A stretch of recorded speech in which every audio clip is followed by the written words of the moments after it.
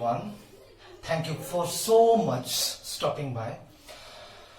I'm YV sir and welcome you all in today's class. The finest and the easiest way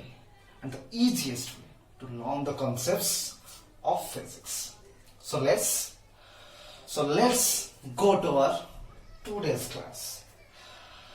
Actually, in the last class, I have already discussed about the theoretical concepts of superposition principle for force of Coulomb's law, and then I have discussed already only one example based on that superposition principle, and now I will completely elaborately discuss all 3 to 4 problems that will be better to understand the superposition principle.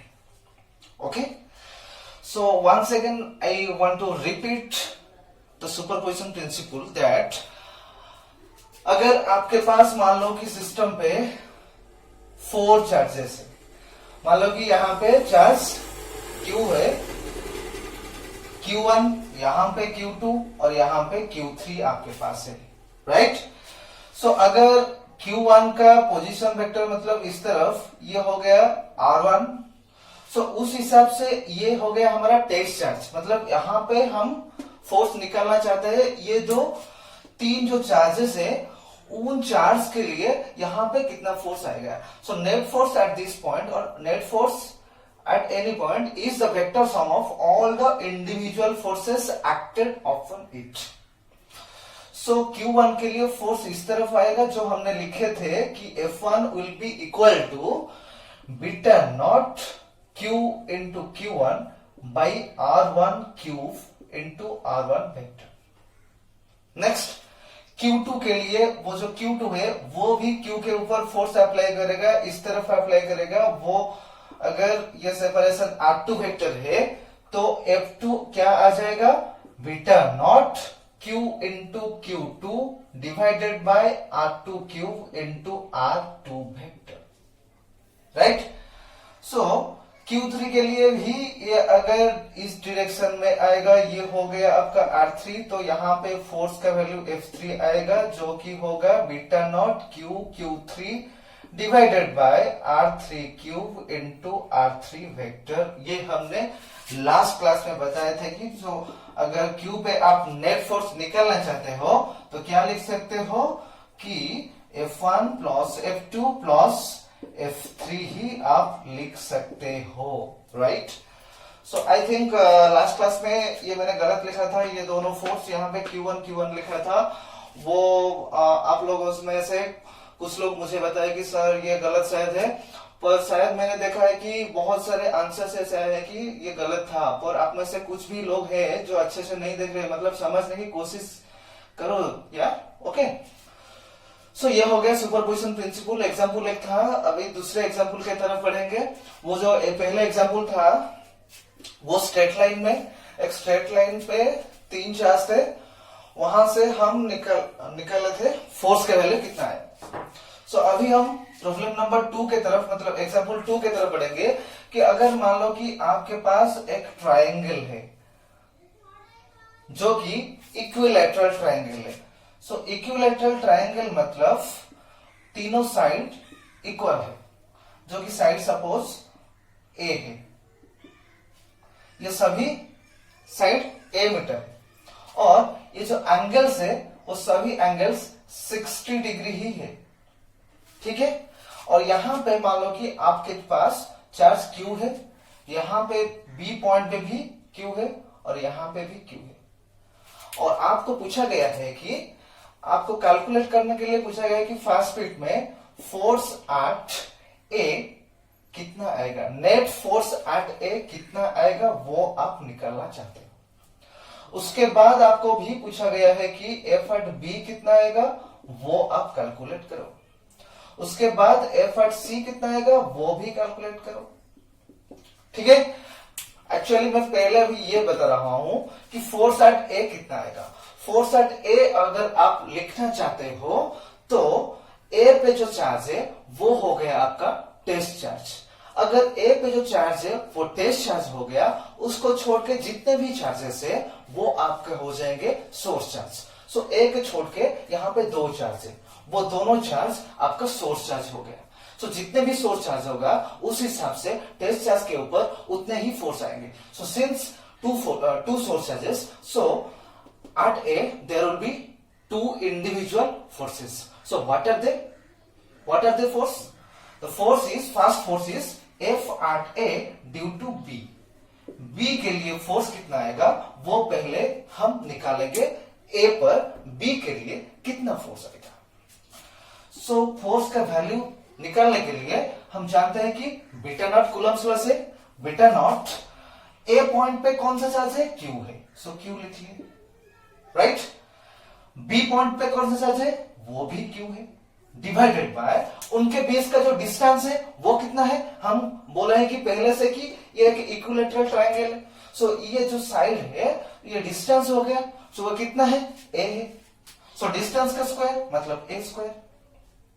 Direction किस तरफ आएगा, अगर test charge पे force apply हो रहा है so test charge will always move. So वो किस तरफ मूव करेगा, since these two charges are like charges, so test charge इस तरफ ही मूव करेगा क्योंकि ये रिपेल होके जाएगा। so किस तरफ आएगा डायरेक्शन, ये इस तरफ आ गया।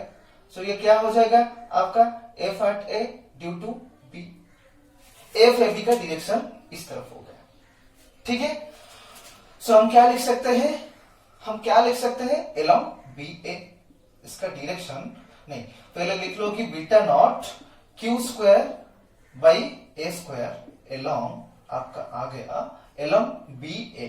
सो बी से ए के तरफ जा रहा है, ओके। नेक्स्ट हम निकालेंगे कि सी के लिए ए पे कितना फोर्स अप्लाई हो रहा है।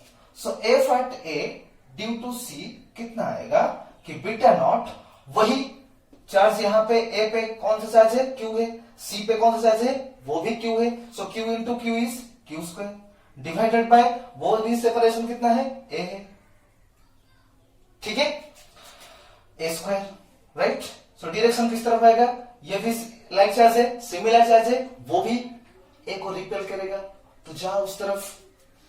सो ये शायद जाने के लिए कोशिश करेगा। सो ये हो गया आपका F at A due to C, कितना आ जाएगा, एलम हम लिख सकते हैं, एलम एलम सी ए। सो एलम सी ए हम लिख सकते हैं। अभी ये जो दोनों फोर्सेस है F A B and F A C, उनके बीच में एंगल कितना आएगा, यहां पे ये 60 डिग्री है तो ये भी आएगा आपका 60 डिग्री। सो मैंने पहले इससे प्रीवियस क्लास में बताया था कि 10 रूल्स के बारे में, वो आप अच्छे समझ गए ना। सो उस हिसाब से यहाँ पे दोनों फोर्स का मैग्नीट्यूड सेम है। सो दो फोर्स का मैग्नीट्यूड सेम है, मतलब यहाँ पे हम लिख सकते हैं कि P इक्वल टू हमारा Q है और थीटा कितना है, थीटा यहाँ पे 60 डिग्री है। सो उस हिसाब से रिजल्टेंट कितना आया था ना, √3P, राइट। रिजल्टेंट का मैग्नीट्यूड √3P और बीटा आया था 30 डिग्री, ओके।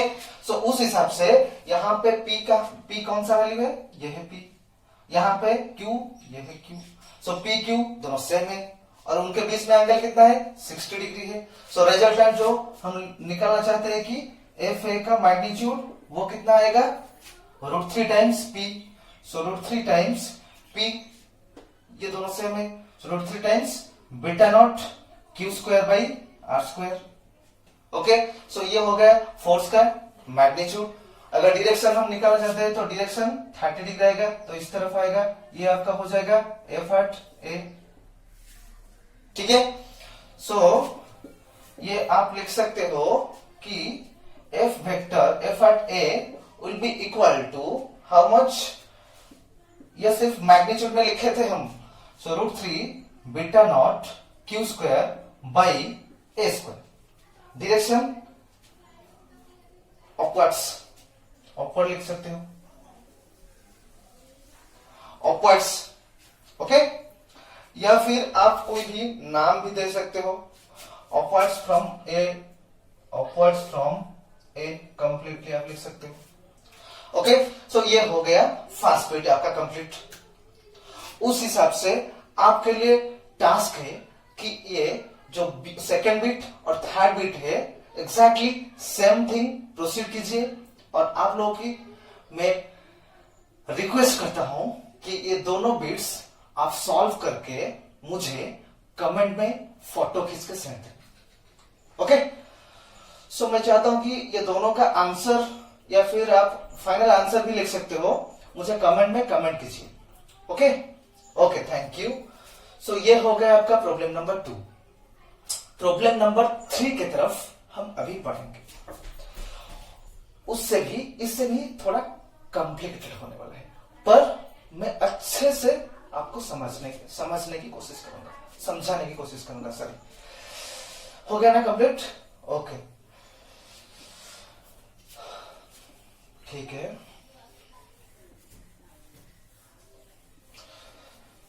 नेक्स्ट क्वेश्चन है कि मान लो कि आपके पास यह है प्रॉब्लम नंबर 3।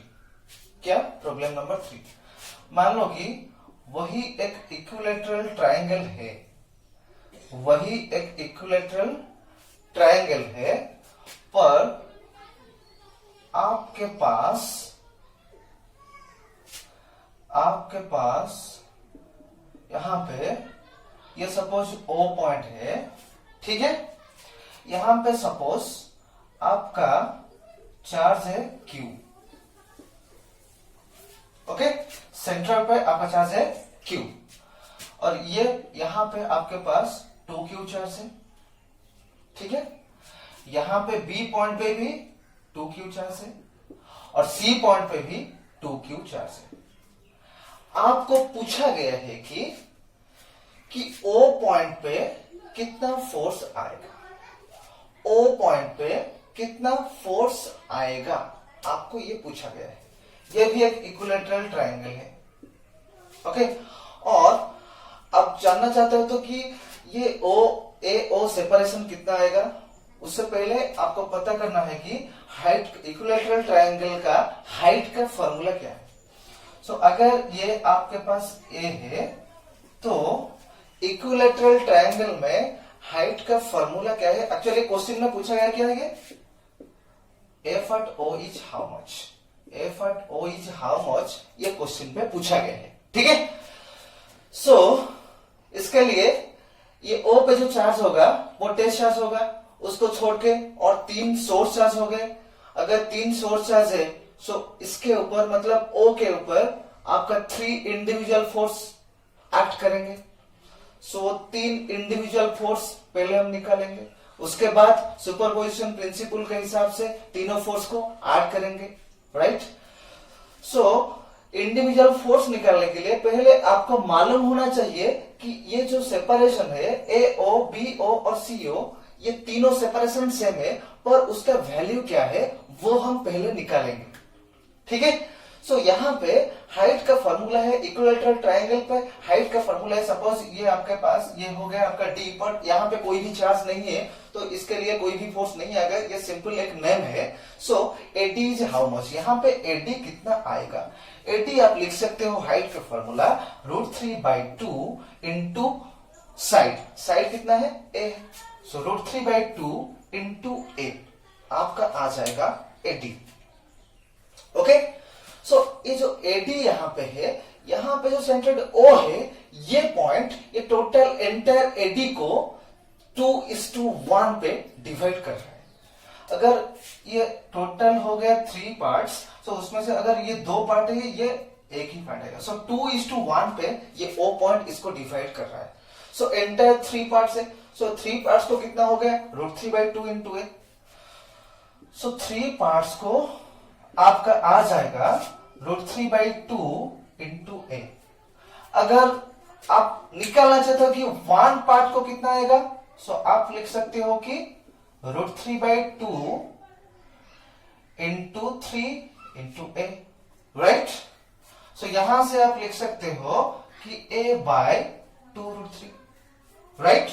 सो A/2√3 आ गया 1 पार्ट के लिए। अगर आप निकालना चाहते हो कि AO के लिए कितना आएगा, मतलब वो 2 पार्ट्स के लिए, सो 2 पार्ट्स के लिए कितना आएगा डिस्टेंस, 2 टाइम्स एक पार्ट के लिए इतना आएगा, तो 2 पार्ट्स के लिए 2 टाइम्स हो गया, सो 2a/2√3 जो कि हो गया आपका a/√3। ओके, सो 2 पार्ट्स मतलब ये आपका हो गया।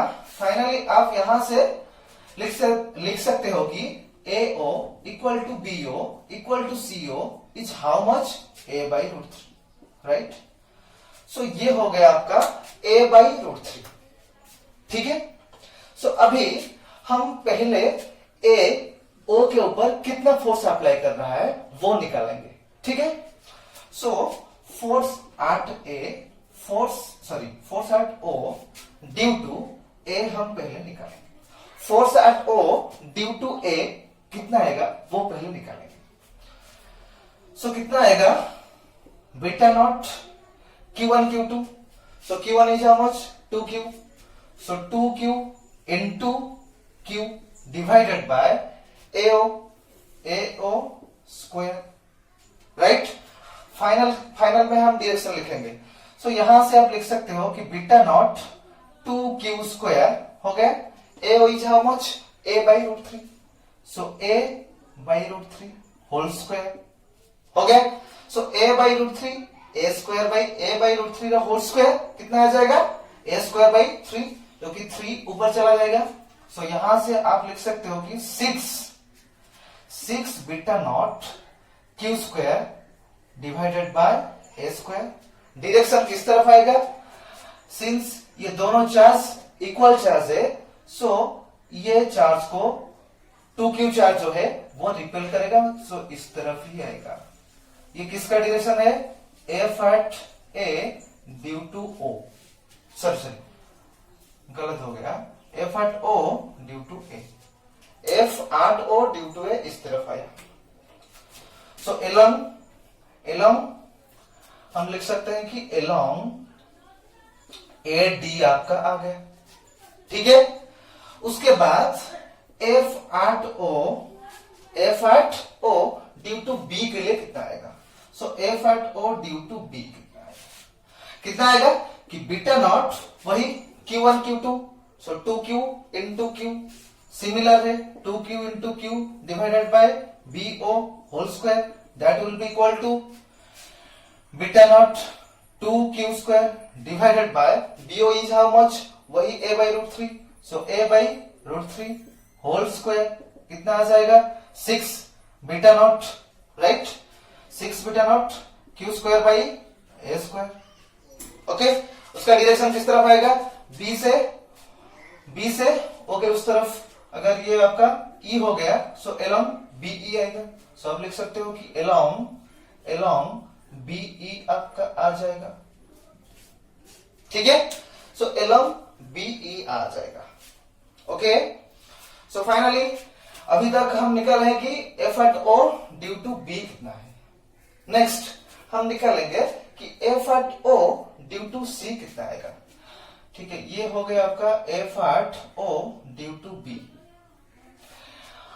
आप एक काम कर सकते हो कि अभी ये जो दोनों फोर्स का, ये फोर्स FO है, ये हो गया FOB, ये दोनों का आप रिजल्टेंट निकाल सकते हो। रिजल्टेंट किस तरफ आएगा, देखो अगर ये मान लो कि 60 डिग्री है, सॉरी 120 डिग्री, क्यों, ये अगर 60 डिग्री है, सो ये हो गया आपका 120 डिग्री, और ये जो साइड है वो एक टोटल एंगल को 2 पार्ट में डिवाइड कर रहा है, सो मतलब ये हो गया आपका 60 degree.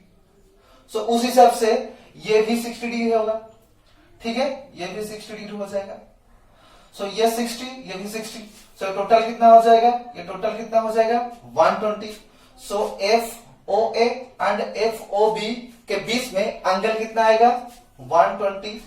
Angle between FOA vector and FOB vector is 120 degree, और दोनों का मैग्नीट्यूड देखो सेम है।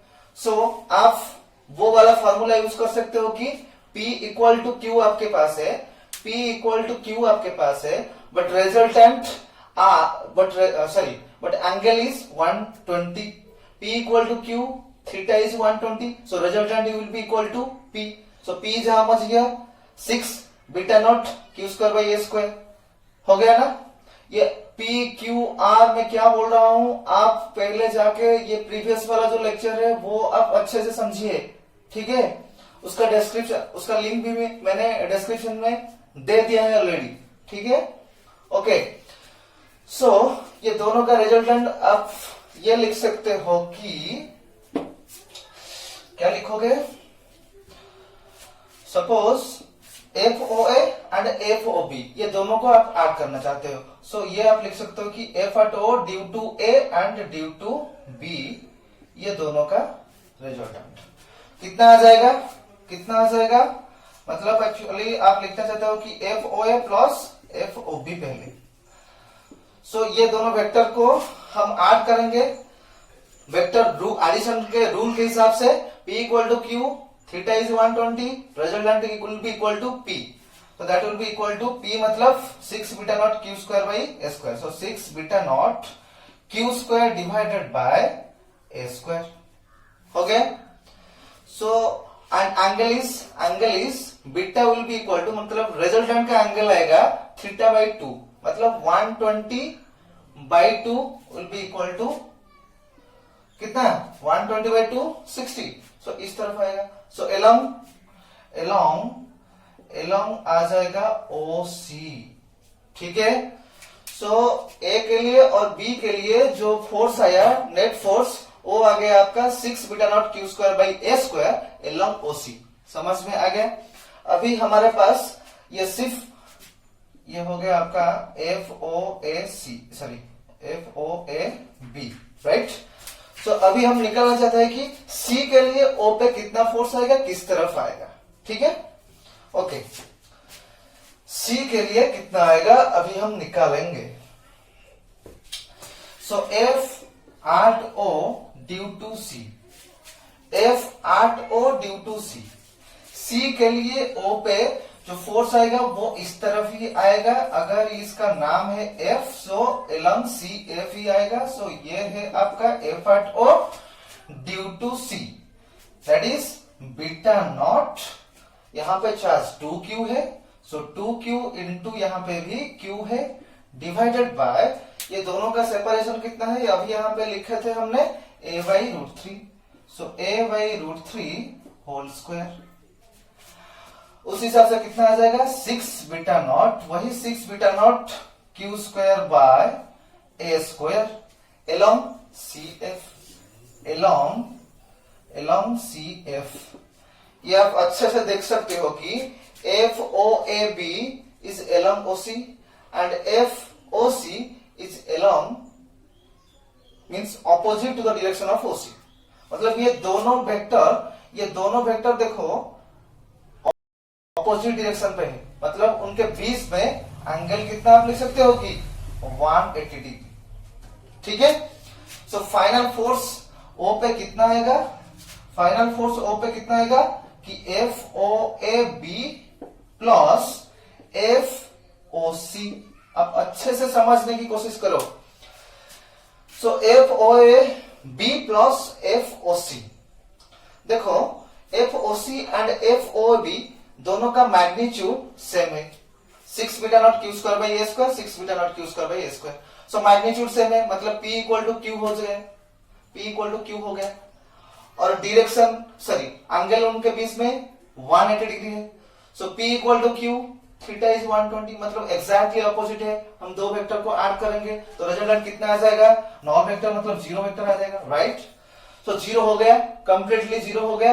सो यहां से हम लिख सकते हैं कि जीरो फोर्स आएगा, मतलब ये जो Q चार्ज O पॉइंट पे है वो कहीं भी मूव नहीं करेगा, वो रेस्ट पे ही रहेगा, वहीं से बिल्कुल भी नहीं हिलेगा, ठीक है। समझ में आ गया आपको, ओके। सो इसी तरह और भी मैंने प्रॉब्लम्स आपको डिस्क्रिप्शन पे लिंक पे मैं दे दूंगा, सो प्लीज आप उसको सॉल्व करके मुझे कमेंट में लिख दीजिए, ठीक है। अगर भी कोई भी डाउट्स वगैरह होगा तो भी कमेंट में मुझे कांटेक्ट कर सकते हो, ठीक है। Thank you. सो अभी नेक्स्ट प्रॉब्लम की तरफ बढ़ेंगे कि अगर स्क्वायर पे अगर चार्जेस है वहां पे सुपरपोजिशन प्रिंसिपल हम कैसे अप्लाई करेंगे, ठीक है। स्क्वायर पे हम सुपरपोजिशन प्रिंसिपल कैसे एक्ट करेंगे, सो मान लो कि ये आपका प्रॉब्लम नंबर क्या 4 हो गया। सो मान लो कि एक स्क्वायर है, ये आपका ए बी सी डी, ये एक स्क्वायर है मतलब side, all sides are equal side. Suppose ये भी ए है, ओके। सो सभी साइड्स ए हो गया। एंगल इज 90 डिग्री, सभी एंगल कितना है 90 डिग्री। और यहां पे आपको मान लो कि अगर यहां पे प्लस क्यू चार्ज है, यहां पे भी प्लस क्यू चार्ज है, और यहां पे माइनस क्यू चार्ज है, और यहां पे भी माइनस क्यू चार्ज है, ठीक है। सो आपको पूछा गया है कि फोर्स एट ए कितना आएगा फर्स्ट बीट में, ओके। सेकेंड बीट पे भी फोर्स एट बी कितना आएगा वो आपको पूछा गया है, राइट। थर्ड बीट पे फोर्स एट सी कितना आएगा वो आपको पूछा गया है। फोर्थ बीट पे फोर्स एट डी कितना आएगा वो पूछा गया है, ठीक है। सो पहले हम ए पे कितना टोटल फोर्स आएगा वो निकालेंगे first time, solution to first time. So A पे अगर हम निकालना चाहते हैं तो ए पे जो चार्ज है वो हमारा टेस्ट हो गया। बाकी कितने चार्जेस है 3 चार्जेस है। सो 3 इंडिविजुअल फोर्स ए के ऊपर एक्ट करेंगे। सो उनका नाम क्या क्या आ जाएगा अब ये देख लो।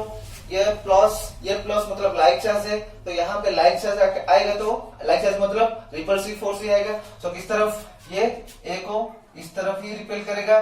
सो F at A due to B इसका डायरेक्शन इस तरफ हो गया, और F at A due to D किस तरफ आएगा अट्रैक्ट करेगा, since all like charges attract each other.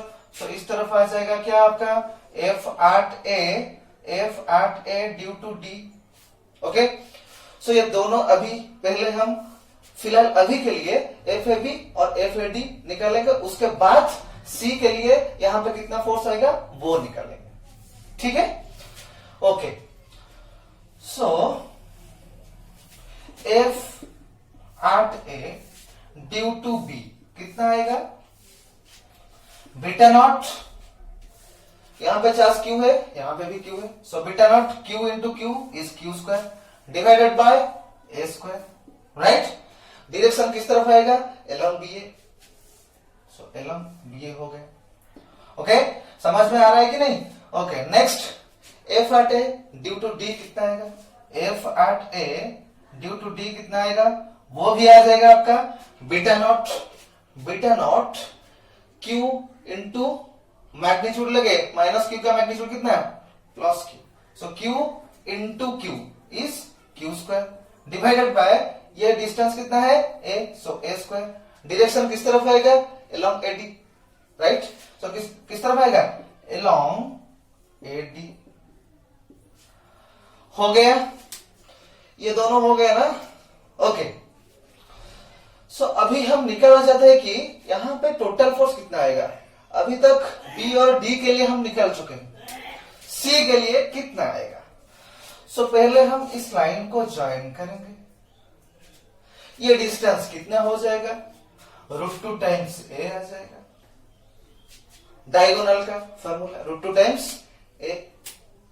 सो अगर ये √2 टाइम्स ए है तो ये किस तरफ एक्ट करेगा, ये चार्ज के ऊपर जो फोर्स आएगा ये नेगेटिव है या पॉजिटिव है, सो इसको ये अट्रैक्ट करने की कोशिश करेगा, ठीक है। सो पहले हम ये दोनों का मान लो कि दोनों का रिजल्टेंट हम निकालेंगे पहले। So F at A due to B and D, so दोनों का रिजल्टेंट मतलब F A B and F A D को हम ऐड करना चाहते हैं, तो वो 10 फॉर्मूला से कौन सा फॉर्मूला यूज होगा आप मुझे बताइए। देखो P Q ये हो गया आपका P, ये हो गया आपका Q, P equal to Q, but angle is how much, AB and FAB and FAD में एंगल कितना है 90 डिग्री एंगल है। अगर P equal to Q angle is 90 मतलब theta is 90, so resultant will be equal to how much, resultant will be equal to √2 times P। So √2 times P is how much, beta naught Q square by A square and resultant का जो direction होगा वो beta equal to theta by 2 ही आएगा। तो यहाँ पे 90 है मतलब 45 डिग्री आएगा। सो ये आपका डिरेक्शन हो जाएगा, ये 45 डिग्री आपका डिरेक्शन हो जाएगा F at A due to B and D. Okay, so इस तरफ ही आएगा। अगर मान लो कि ये आपका ई है, सो एलोंग लिख सकते हो, एलोंग ए ई आपका आ जाएगा। ये अगर बी और डी के लिए आप फोर्स निकाला जाता है तो इस तरफ आएगा। और भी एक चार्ज है जो सी है, वो भी इसके ऊपर फोर्स एक्ट करना चाहता है। सो वो ही फोर्स एक्ट करेगा तो किस तरफ एक्ट करेगा, इस तरफ ही एक्ट करेगा। वो क्या आ जाएगा, F at A due to C. Okay, so F at A due to C कितना आ जाएगा, beta naught, right, beta naught यहां पे लिखेंगे कि आ जाएगा आपका F at A due to C कितना आ जाएगा, बीटा नॉट। यहाँ पे चार्ज क्यू है, यहाँ पे माइनस क्यू है, मैग्नीट्यूड लेंगे so Q into Q square by √2 a, separation का square, so √2 a whole square, right. So direction आएगा एलोंग एससी, एलोंग एससी आएगा। सो उस हिसाब से ये √2 ए होल स्क्वायर कितना आएगा, 2a square, right. So 1/2, okay, 1/2 beta naught Q square by A square along A C आएगा, राइट, एलोंग ए सी आ जाएगा। अगर ये 90 डिग्री है, ये कितना हो जाएगा 45 डिग्री, और ये कितना, ये भी 45 डिग्री। सो अभी आप देख सकते हो कि F ABD and F SC के बीच में एंगल कितना है, 90 डिग्री है। सो अभी आप देख सकते हो कि ये दोनों के बीच में एंगल कितना है, 90 डिग्री है। Okay, so final F at A अभी हम निकालेंगे। सो ये हो गया F SC and F ABD is, यहां पे मैं लिख लेता हूं कि F A B D is √2 times beta naught Q square by A square along A. अभी तक ये दोनों चीज ही हमारे के लिए जरूरी है। अभी इसको इरेज कर लेते हैं, ये सिर्फ दोनों ही चीज। So final force, net force at A कितना आ जाएगा, ये दोनों को हम ऐड करेंगे। So F at A due to C plus F at A due to B and D, ये रिजल्टेंट हम निकाल लेंगे। यहां पे देख लो कि P is not equal to Q, P Q different है, बट उनके बीच का एंगल जो है वो 90 डिग्री है।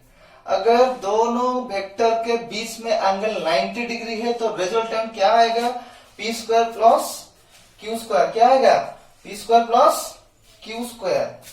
अभी हम लिखेंगे कि एफ ए का जो मैग्नीट्यूड आएगा वो आ जाएगा एफ एस सी का magnitude, F S C magnitude square plus F A B D magnitude square whole square root. Okay, so F S C magnitude square कितना हो जाएगा, इसका स्क्वायर हो जाएगा।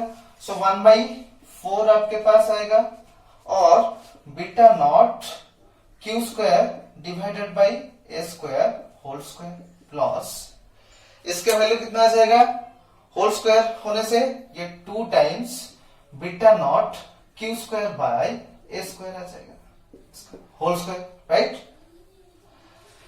सो finally beta naught Q square by A square whole square आप common लेंगे और उसका स्क्वायर रूट निकालेंगे तो सिर्फ आ जाएगा आपका beta naught Q square by A square, वो सिंपली आएगा। और आपके पास क्या रह जाएगा, 1/4 plus 2। So beta naught Q square by A square हो जाएगा, और 1/4 प्लस 2 स्क्वायर रूट इतना ही आएगा। उसका वैल्यू हम निकालेंगे तो फाइनली आपके पास आएगा कि कितना आ जाएगा, एफ एट ए उसका मैग्नीट्यूड आ जाएगा आपका 4 into 2 is how much, 4 into 2 is 8 plus 9, 8 plus 1 is 9. So beta naught q square divided by a square 9/4 square root, that will be equal to 3/2. So final answer will be equal to 3/2 beta naught Q square by a square, ये आपका आ जाएगा। हो गया।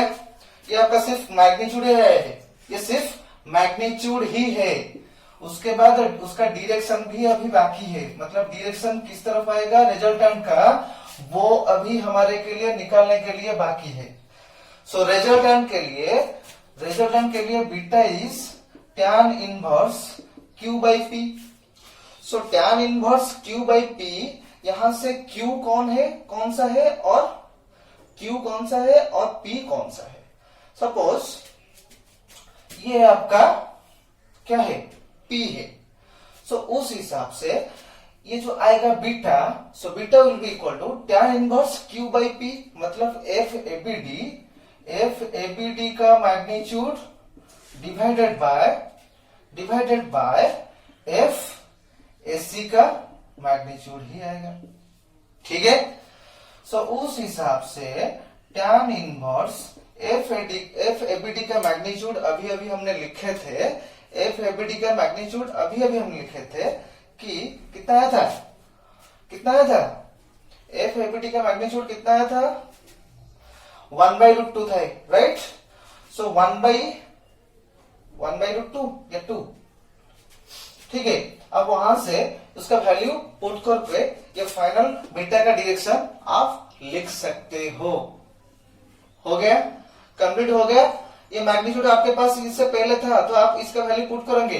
ठीक है। उस हिसाब से फाइनल आपका ए पे कितना फोर्स आ रहा है और उसका डायरेक्शन किस तरफ होगा वो हम निकालिए। ठीक है। और उसके बाद अब ये जो तीनों बिट्स है इसको आपको सॉल्व करना है और मुझे आंसर कमेंट में चाहिए। अगर आपको समझ में आ रहा है तो प्लीज आप इस तीनों का आंसर मुझे कमेंट में जरूर लिख के भेजिए। अगर कोई भी दिक्कत है वो भी आप मुझे बता सकते हो। ठीक है। ओके। सो आज के लिए बस इतना ही। ठीक है।